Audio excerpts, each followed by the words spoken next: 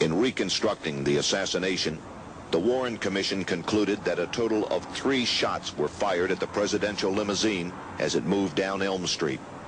All of the shots coming from this 6th-floor window of the Texas School Book Depository. Citing the results of the autopsy performed on the president's body, the report stated that President Kennedy was struck by 2 of these bullets. The first bullet entered at the back of his neck and exited in the lower portion of his throat, causing a wound which would not necessarily have been lethal. A second shot then struck the president in the back of the head, causing a massive and fatal wound. Based upon the medical reports and the testimony of the doctors from Parkland Hospital, the commission concluded that Governor Connally was hit by 1 bullet. This bullet entered the right side of the governor's back and traveled downward through his chest, breaking his 5th rib. The bullet then passed through his right wrist, breaking the radius bone before finally entering his left thigh, where it caused a superficial wound.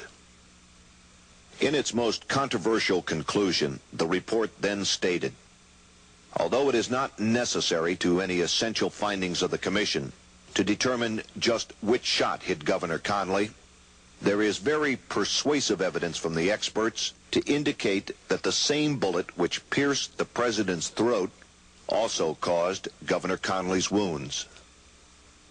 This assertion that 1 bullet hit both President Kennedy and Governor Connally became known as the single bullet theory. It would become the most challenged aspect of the entire Warren report. While the commission claimed that it was not necessary to determine just which shot hit Governor Connally, the critics argued that it was crucial. Dr. Cyril Wecht is one of the country's leading forensic pathologists and an outspoken critic of the Warren Commission report. It is the crux of the Warren Commission report. It is the keystone of their conclusions that Lee Harvey Oswald was a sole assassin. Without the single bullet theory, from a physical evidence standpoint, there cannot be a conclusion that Oswald, or for that matter, any other single human being in all the world, executed the assassination of Kennedy and the wounding of Connally. The single bullet theory was essential to the commission's case because of a timing conflict between the wounding of the 2 men, as seen on the Zapruder film, and the time needed to operate the bolt-action rifle which the commission said Oswald had used. FBI and Secret Service tests at the assassination site, together with a framation of the Zapruder film, revealed that President Kennedy and Governor Connally were wounded within 1.6 seconds of each other. Test with the rifle found in the book depository, however, showed that even in the hands of an expert, the weapon required a minimum of 2.3 seconds to fire 2 shots.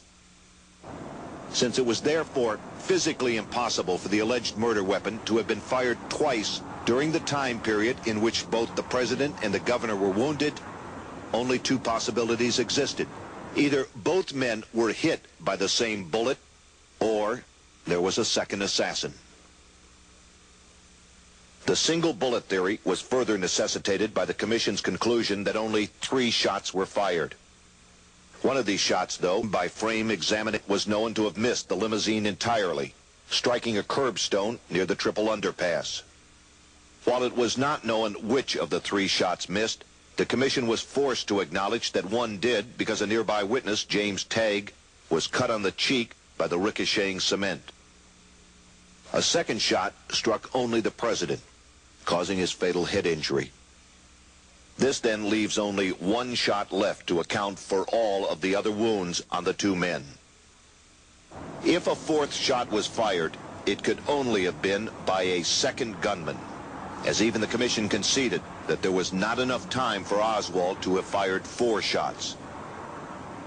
While an analysis of the single bullet theory cannot tell us who fired the shots or what role Oswald might have played in the shooting, it does hold the answer to whether or not President Kennedy was killed by a lone assassin.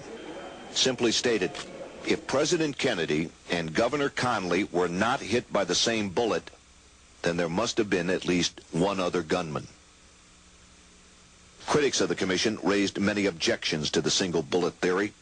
The first and the most obvious one being that the Zapruder film shows the two men being struck at different times and therefore by separate shots.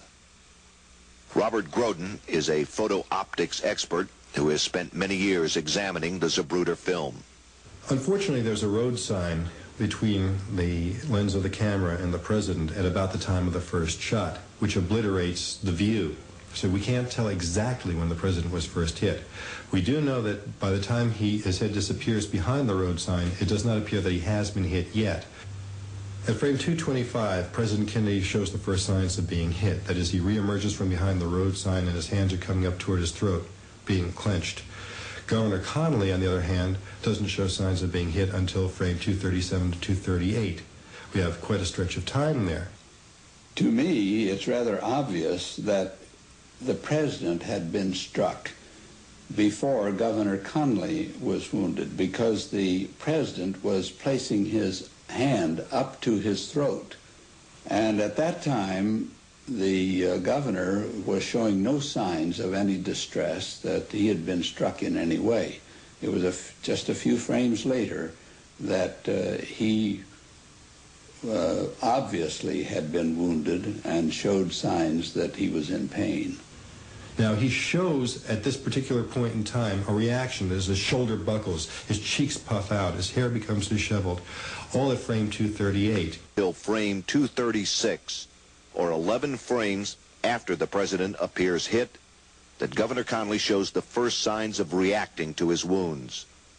In this and subsequent frame, students of the Zapruder film agree that it is not until Connally's shoulder is driven sharply down and his cheeks puff out as they are filled with air from his collapsing right lung. Equally important in determining when the governor was hit, though, is an earlier frame, one in which he is not showing a reaction. Frame 230 is an extremely important frame, has always been a key element in my own deductions and analysis. That frame shows Governor Connally, who is sitting directly in front of President Kennedy, still clutching a large white Texas Stetson hat in his right hand, clutched between his thumb and forefinger. The nerve that permits that kind of apposition is the ulnar nerve. That nerve had been severed in Governor Connally by the bullet that pierced his right wrist. And yet, if Governor Connally has been hit by frame 230, as the single bullet theory demands, he must continue to hold his hat for almost a second and a half after he has been shot through the wrist. So convincing is the film of the two separate shots that both the FBI and the Secret Service reports on the assassination stated that the two men were hit by different bullets.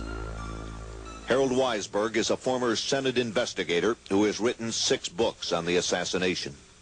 Neither the FBI nor the Secret Service supported the single bullet theory, and as of the last time I saw any of their records that include a reference to it, they were still not sort of laughing about the commission and its single bullet theory.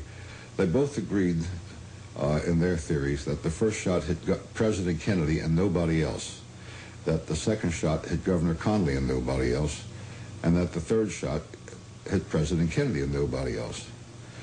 However, both the Secret Service and the FBI knew very well that a bullet had struck a curbstone, and a spray of concrete had wounded Jim Tegg. It was on the police radio. The FBI transcribed the police radio tapes. It was on the front page of the Dallas papers the next day. Everybody knew. But they just ignored it because they were determined to insist that there was a single assassin and that it was Lee Oswald.